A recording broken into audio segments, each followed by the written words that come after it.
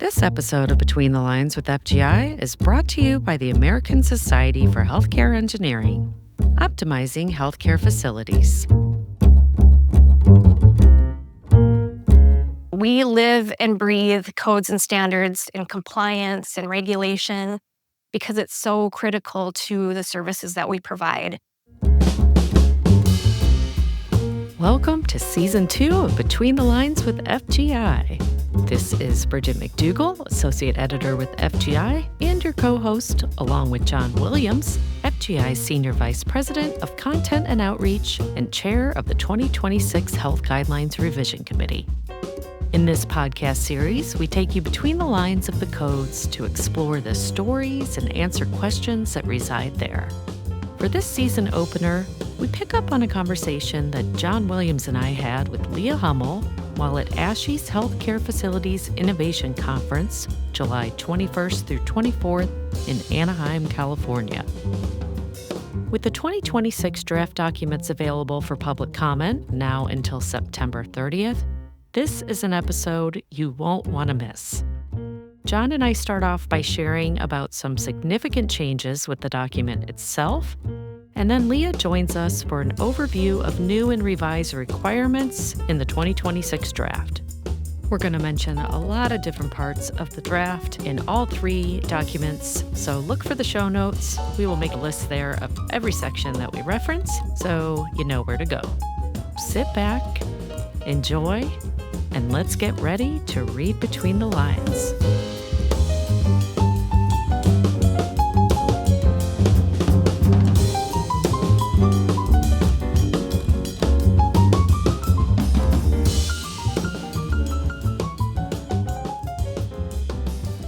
There are some changes that you'll be sure to notice in the draft. And at first, they may seem like they're maybe cosmetic or they may even seem significant. But to be sure, the content and the sensibility and the overall approach of how we're developing the content has not changed. What was the guidelines for design and construction of hospitals? You will see is named the FGI Facility Code for hospitals. The outpatient document is the FGI Facility Code for outpatient settings. And the residential document is the FGI Facility Code for residential care and support settings. So, same documents, different titles. Not only is this a name change, it's a fundamental change in the approach of how we deliver some of the content. If you recall, previous versions of the guidelines have both mandatory language requirements and non-mandatory guidance. The mandatory language is above the line or the code itself.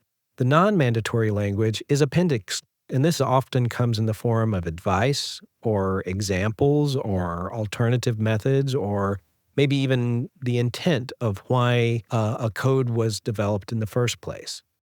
Going forward, we're going to make a clean split. Mandatory requirements are going to be in the code. Non-mandatory advice is going to be in a series of handbooks that are produced and delivered concurrently with the code. When you log on to fgiguidelines.net to review the documents and perhaps submit a comment on the draft, you're not going to see any of that previous appendix language there in the system. That's going to show up in a different document, released about the same time, but a different document. We're really encouraging everybody to go online, take a look at our draft documents in full. You can go to fgiguidelines.net, and on that site, you can also submit comments if you'd like on any part of the draft document that is made available. But for now, let's go back to our conversation with Leah Hummel and hear about some of the biggest changes in the 2026 draft document. Enjoy. Let's talk about that 2026 document. I'm excited. Of the changes that are happening in the draft document, is there one that comes to mind to you personally that you're excited about? Well, one proposal that I am very interested in is the one that deals with rural emergency hospitals. I'm a small town girl. I grew up in a tiny little farming community without a stoplight. It was so small.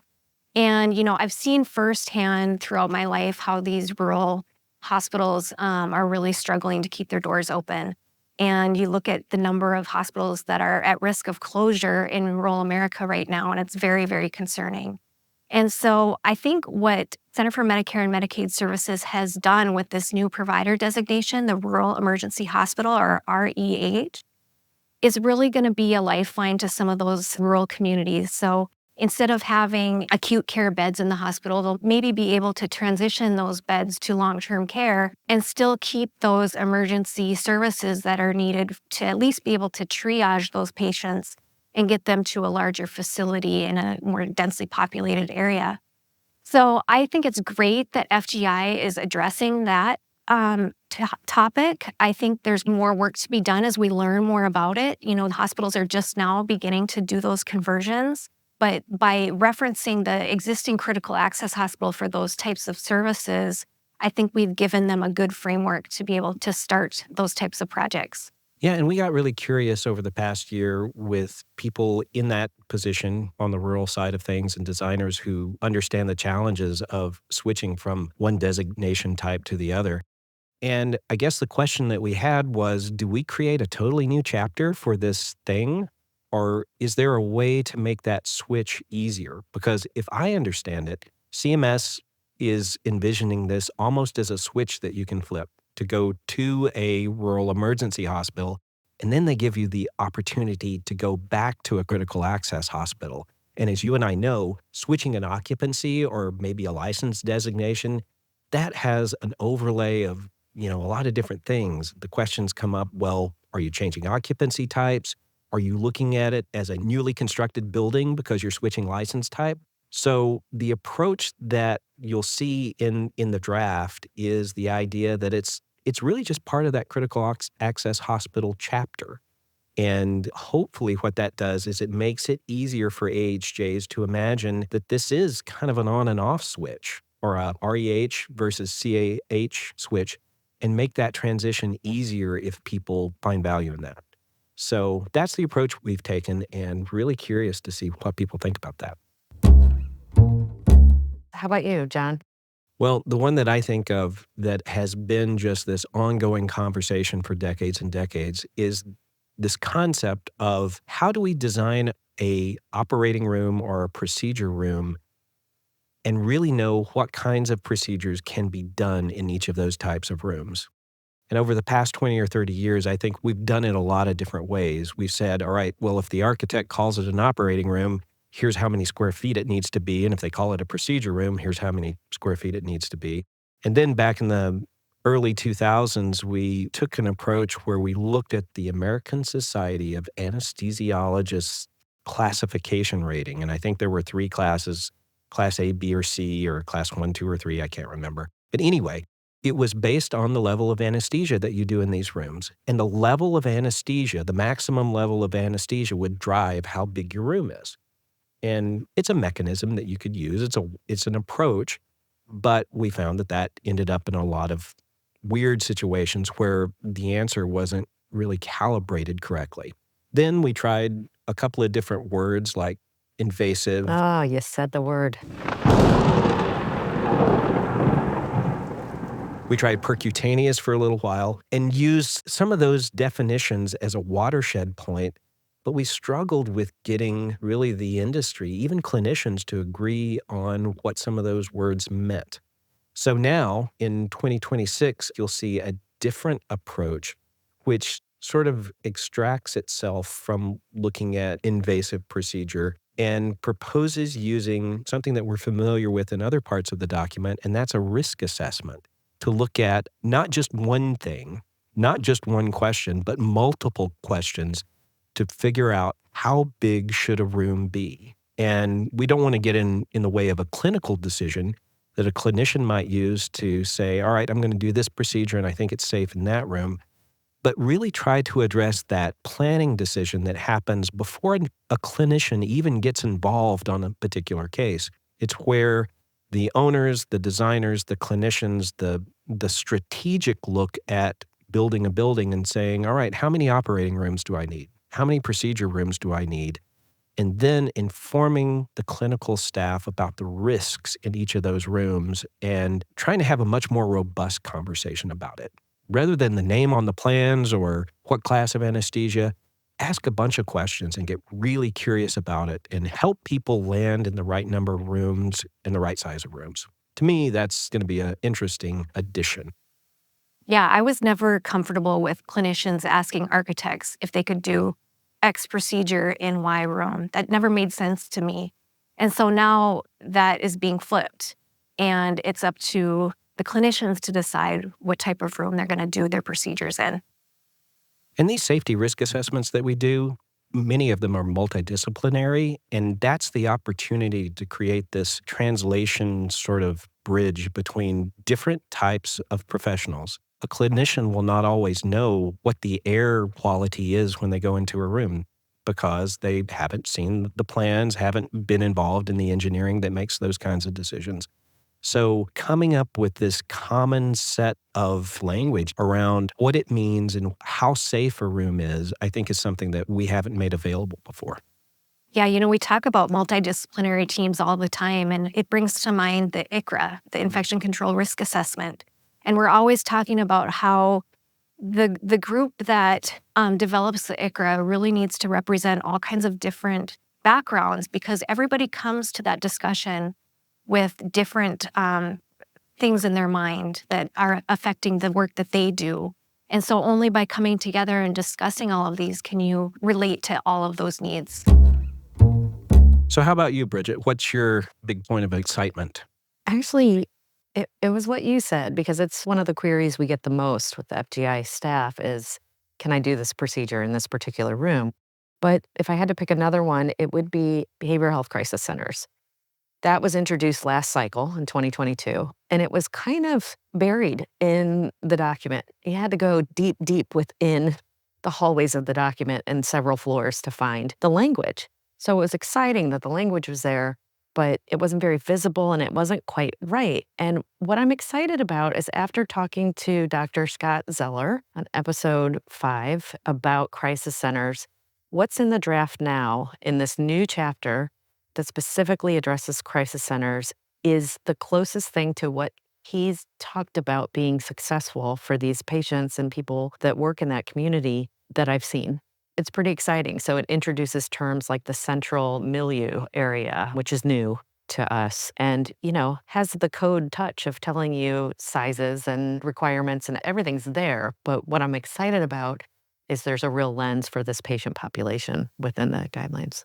Yeah, in my years working as a surveyor, I saw lots of different facilities all over the country, and it was always kind of sad to me to see some of these behavioral health patients being treated in emergency rooms where you had all of these risks with ligature and staffing was different. And then because we had all these ligature risks, we had to be monitoring the patients all the time, even if they had to use the restroom. And I think that by creating these behavioral health crisis units, it provides those patients with a lot more respect and really the type of care that they need. Exactly, because the emergency department is probably one of the noisiest and brightest parts of the hospital. And if you're experiencing a crisis, that probably is not the best place for many folks. I think the original concept in the hospital document was to be able to decompress the emergency room and move those behavioral health patients out of the acute care setting into one that's more sensitive for them. But in 2026, you can do that not only in a freestanding emergency department, but also just as a freestanding crisis behavioral health.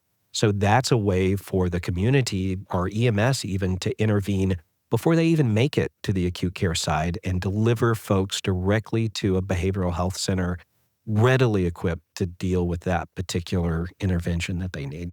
And that was a chapter that the revision committee worked really hard on at making sure that they had the right people at the table to have those discussions. Because just as you said, John, it divides crisis centers into two separate things within the chapter. So one of them is freestanding emergency department crisis centers, and the other is community-based behavioral health crisis centers. And they have different requirements. And I can't wait to see what the reaction is of folks that are maybe looking at this for the first time and what kind of feedback they might have during the comment period. So those are 3 things that we all talked about that we're interested in personally. What other things are you going to be covering during your presentation while you're here? Oh, I've got one. This is one that I get asked at least 4 or 5 times a year. What is the requirement for signage above your emergency department on the exterior of the building? So if you imagine driving up to a hospital, typically you will see a big sign that says emergency, and that's where you know to go if you're having, an emergent event. And people are always ask me, are there requirements for that? For what that sign looks like, how big it is, where it's located, how it's placed. And for years, I've never been able to find anything other than maybe really jurisdictional specific requirements like within a state. Have you, Leah? Yeah, there was a bunch of changes that were made to FGI in the last cycle, and it's a really interesting story how those changes came about. There was a tragedy that happened in Massachusetts a few years back where a woman, her name was Laura, was having an asthma attack, and she tried to get help at a local hospital and was not able to get into the building. She went to an entrance up to the emergency room and the door was locked. And tragically, she passed away. But what's interesting about this is her husband, who was a reporter with the Boston Globe, in her honor, took that story and took it to the public and wrote about this tragedy that occurred. And through those efforts was able to get a law passed in Massachusetts called Laura's Law. And it addresses the physical environment types of things that we can implement in emergency room entrances to help address an issue like that. And so within the 2022 document, we have some of those, and there have been more proposed for the 2026 document, but they really aim at making sure that patients that are in need of help can get that help. For a long time, we've talked about workplace violence and controlling access to our facilities, keeping them locked, which makes a lot of sense for a lot of reasons. But when we do that, we have to make sure that we're not preventing those who need help from getting into the facility to get that help. Exactly. So those were additions in 2022.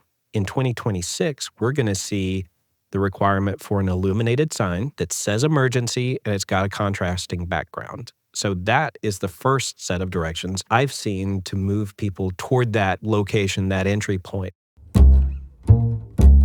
So what else are you talking about for 2026? Well, I'm hearing a lot of interest in the medical and behavioral complexity patient unit.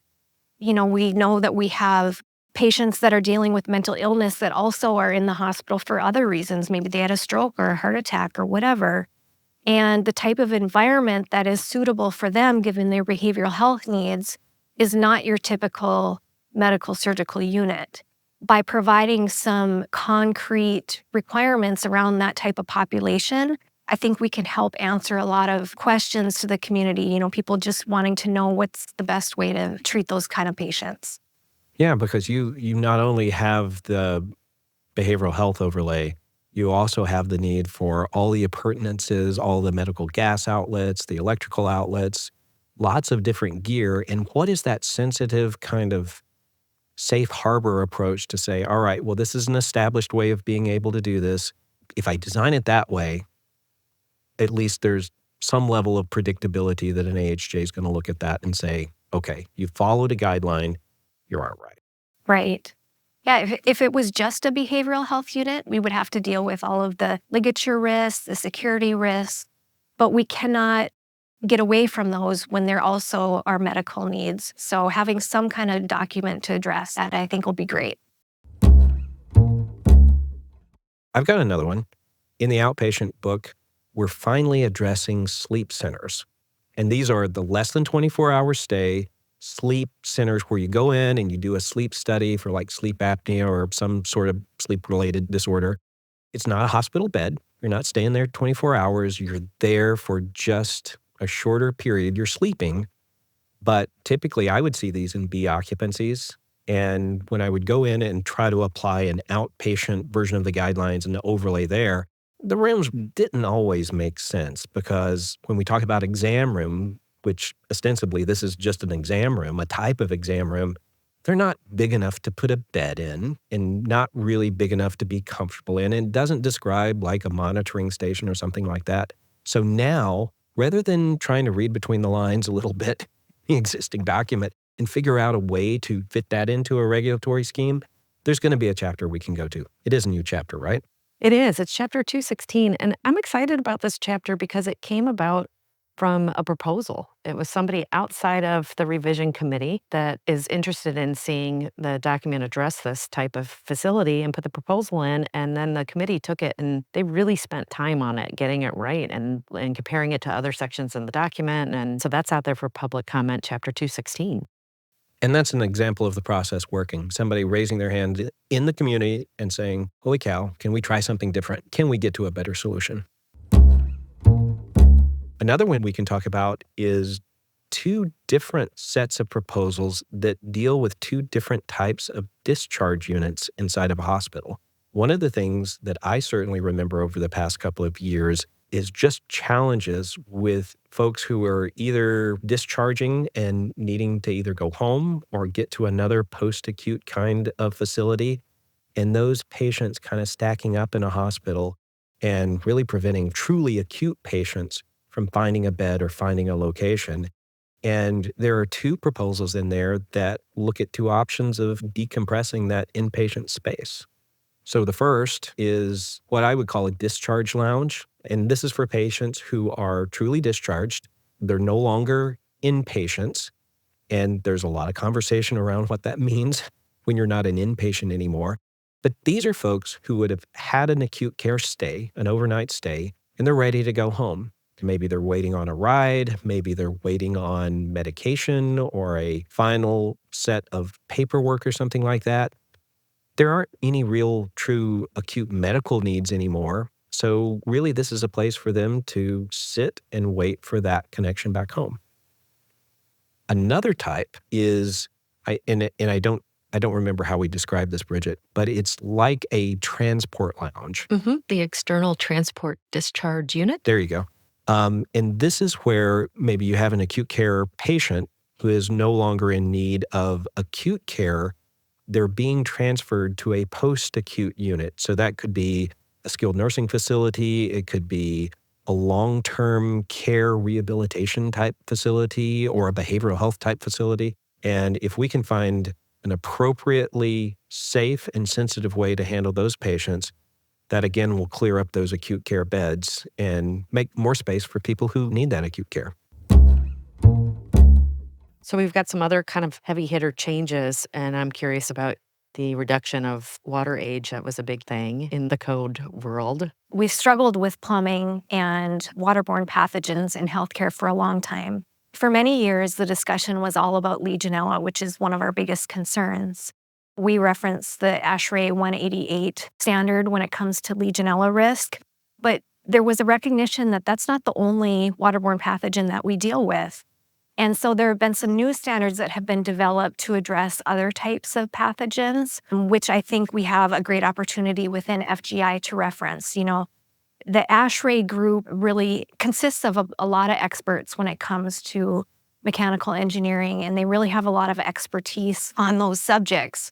But we still have to deal with healthcare-specific water age because the longer water sits in a pipe and it's stagnant at a certain temperature, the more pathogens you're going to have growing. And so we need to design our facilities in a way to reduce that. And there's many different ways you can control it, one of which is appropriate piping size and eliminating dead legs within your piping system.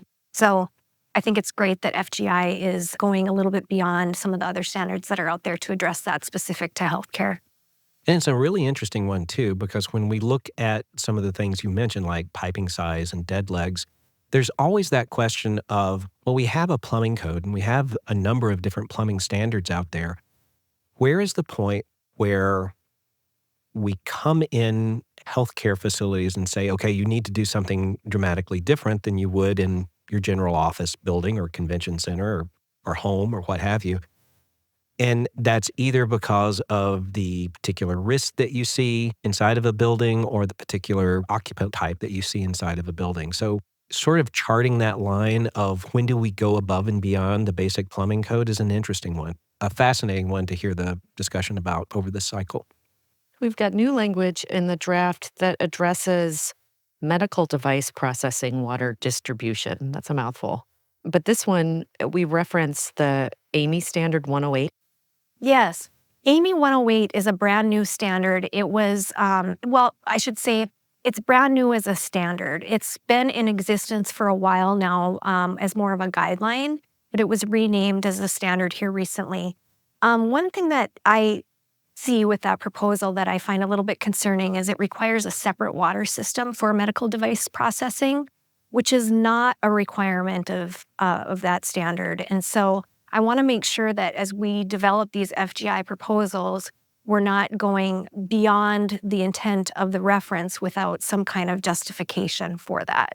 Some of the conversation that I remember when talking about that particular standard is, if I recall, there's part of the standard that is built specific. So it's about the building science and how you put a system together.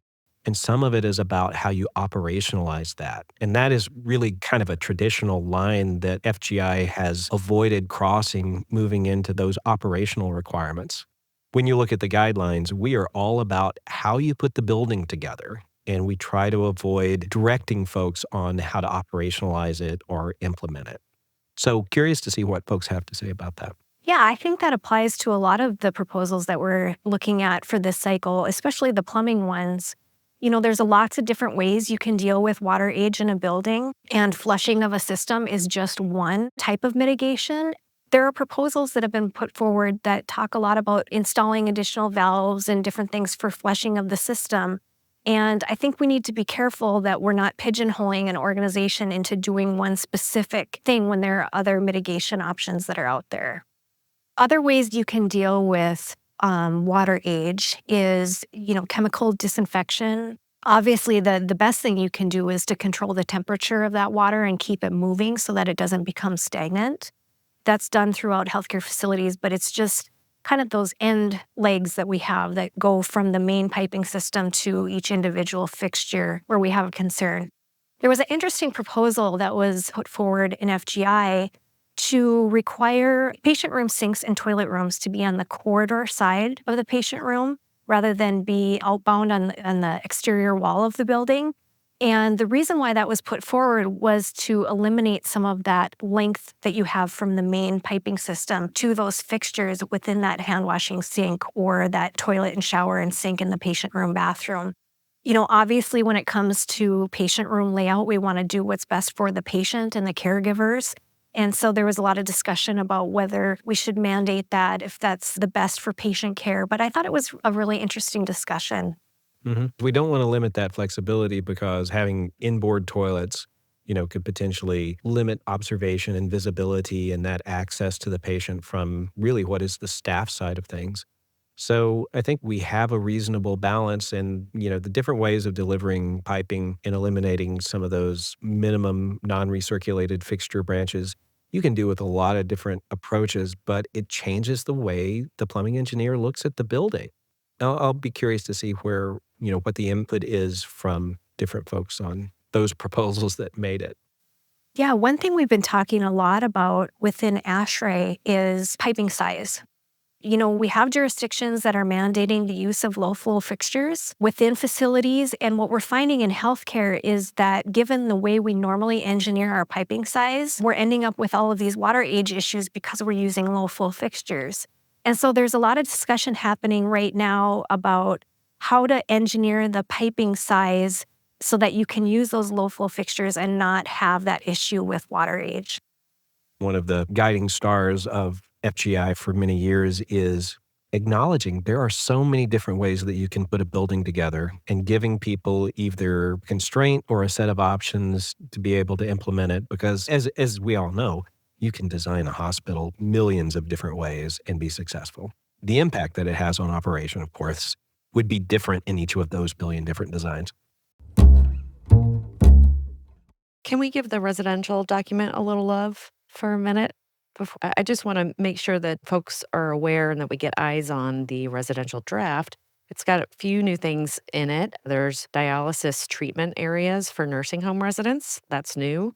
The resident room capacity is new. It's going to be single patient room is what we're looking at in certain areas. Yeah, that is a pretty significant change. If folks remember from the emergency conditions work that FGI worked on during the pandemic, there was a recommendation out of that to consider going to single resident rooms inside of residential care facilities.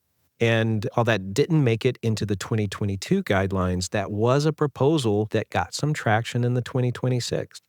It's not across the board, every room is a single patient room, because there are cases where families are living together, people choose to live together, but it looks at making that a driving consideration for many of the rooms. It's a minimum of 80% is what the draft language is single patient rooms. In nursing homes, assisted living, long-term substance abuse, and IIDD, intellectual Individuals with intellectual developmental. Individuals with intellectual and disability disorders. Is that right? Man, did we stumble on that one. It's individuals with intellectual and or developmental disabilities. Chapter 4.4 in the residential document. There's some focus on the setting and household types, the dining area size. The dialysis area discussion is a good one, because I think we've seen a QSO letter from CMS over the past couple of years that acknowledges the value of not sending residential care folks outside of that particular setting to receive their dialysis care, but creating a spot for it inside of the building. And this is just a description, a clear description that operationalizes that and gives folks a way to go, all right, this is how you could do it and be compliant with what often becomes a licensing rule. This is a new one. Have you seen this in the outpatient document? It's for the clean supply room. We've put language in there that says that it can be an area instead of a room based on the functional program. Is that specific to in the operating room? Throughout the document, anywhere where it mentioned clean supply room now says it can also be an area. That's an interesting one, because there are airflow considerations that need to be taken into effect anytime you're storing clean supplies. So that was brought up, but where they landed was that clean supply could be an area, because as I understand that sometimes it's like a cart with pre-sealed things, but the soiled supply room does not have an area option. Sure. Yeah, that makes sense, because with soiled, it would be a negative pressure room. With clean, the devil's going to be in the details, because it depends what that clean storage is. Is it sterile packs? Then they should be in a positively pressured room with appropriate temperature and humidity. If it's an extra box of gloves, that can be in your cabinet in your exam room. Exactly. So it goes back to having the right people in the room when you're having the discussion and making those design decisions. Interesting. Well, I want to see what people say about that. We've talked about a lot of changes that are going to show up in the draft document. There are many more than we spoke of. There were over 1,400 total proposals submitted, and they were pretty evenly divided as far as the three documents. 70% of those proposals made it through this first round into the draft. This is the time to take a look at it. Here between now and September 30th, 2024, that's when the comment period ends. We really appreciate you being part of this revision process. And Leah Hummel, we appreciate you too. Thanks for being with us today. Thank you so much. Thank you. Thanks for joining us for another episode of Between the Lines with FGI. Do you have an idea for an episode or a question that you'd like us to answer? Please get in touch by writing to us at podcast@fgiguidelines.org. Also, if you're interested in becoming a sponsor for one or a series of episodes, you can reach out to us at the same address. It is podcast@fgiguidelines.org. Many thanks to Neil Kane and the Neil Kane Trio for the use of his song, Skip to My Lou. You can find it on the album of the same name. Join us next time as we go Between the Lines with FGI. Bye, everybody.